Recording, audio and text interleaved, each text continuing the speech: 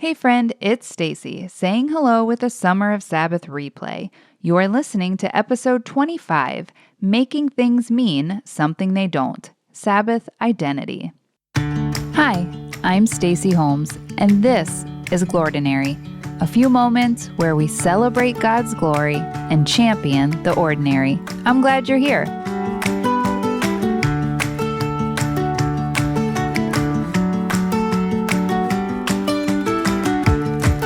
Oh, friend, could you just hold my hand for a sec? Perhaps that's a bit dramatic, but as I write, I'm sitting at our local community college while my daughter takes a CLEP test. Do you know what those are? College-level exams that if you pass, they earn you college credits, all for about $89. Yes, please. But they're hard tests, and well, I'm her teacher, principal, and superintendent. So I'm sitting here nervous and sweaty, choking back my peanut butter toast as I wait. Why? Because in moments like these, I'm tempted to make things mean something they don't. I'm tempted to derive my value from a result, my identity from my work. If she passes, she's brilliant, and I'm Teacher of the Year. Woo woo! If she fails, though, what does that say? That's some pretty shaky ground. Well, at the end of the day, the outcome of this test says nothing about me or my daughter. It's just data, nothing more. But again, I'm tempted to make things mean something they don't. You too? In the moment, it's hard to remember our value doesn't come from results. Identity doesn't come from results. It comes from rest. So let's keep chatting through our Summer of Sabbath series, a few moments where we cover all the things R&R for your soul and mine as we stop, rest, delight, and worship. As summer winds down, let's linger a bit more with Sabbath worship.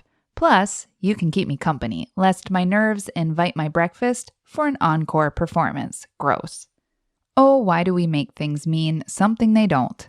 Why do we think our successes or failures reflect our worth and value? We're all tempted to do this, and we all lean this way more often than we'd care to admit or be aware. I think there's a pretty simple reason for this, and it goes all the way back to the beginning, as in the beginning. Yes, just like the 10 Commandments are found twice in the desert wanderings, there's two separate creation versions as well.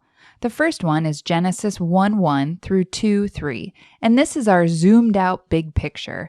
It's our oh so familiar 7-day story of God who created everything from nothing, the grand finale being day 7, a day of rest, the Sabbath. This is the dream. But then we see a second telling of creation, a zoomed-in close-up in Genesis 2 and 3. This is the more detailed account of the creation of Adam and Eve, the Garden of Eden, and the serpent's sneaky little lure, did God really say? This second account ends with the fall of mankind. We glimpse the dream in Genesis 2:3, but welcome to our reality. This is like the ultimate of those expectation versus reality memes. Oy. The first creation account was the dream, the perfect life, no death, pain, or suffering, absolute perfection, with Sabbath as the final crescendo, man's first full day of existence in blessed Sabbath rest and play with the Creator, living out of a place of rest, our identity established in Sabbath. Two creation perspectives, two storylines highlighting our value and identity. The first details big T truth that we're highly valued and worthy of love simply because we're made in His image. The second makes things mean something they don't, namely that our value comes from work over rest. In Genesis 3, the temptation was to turn away from trusting in God's word. Did God really say? To turn away from the truth that our identity is rooted in Sabbath rest, not humanity's work. Did God really say? It's a temptation to turn away from our God-given identity as a human being in exchange for our man-made identity as a human doing. And we've been hard at work ever since, trying to convince ourselves and the world around us that we're valuable, important, and worth it. But here's the thing, hurry and work, even hard work, isn't evidence of our importance. Think about it.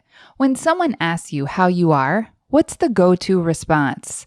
Whew, busy. Yeah, it's been busy. How about you? Yeah, so busy. Busy times. Yep, it's busy. Let's face it, busy is our baseline.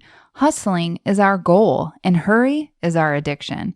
Can you imagine if someone asked how you are and you responded with, "Oh, I'm well rested with plenty of time"? No one says this. You'd be hardcore judged. In the book An Unhurried Life, Alan Fadling says, quote, "We assume that others will admire our busy and implied successful lives." Oh, friend, he's not wrong. And I gotta admit, the older I get, I'm just not impressed with busy anymore. Because busy does not equal important. It doesn't even equal successful. I'm over trying to convince myself and everyone else how important I am, that I actually do matter. No, I matter because I'm made in His image. You matter because you're made in His image. Hard stop. So if we weren't created first and foremost as human doings, what does it mean to pattern our lives as a human being? What would it look like to root our identity in Sabbath rather than our work? Our identity grounded in rest, not the grind. It's funny. The only thing called holy in Genesis 2:3 is rest, is Sabbath, not work. Rest. Oh, God's not against work, my friend. You'd be hard-pressed to make a case for otherwise. Work's always been in the plan. You'll read about it several times in the creation story alone. But it didn't drive us. Work wasn't our worth, value, and identity. Rest was.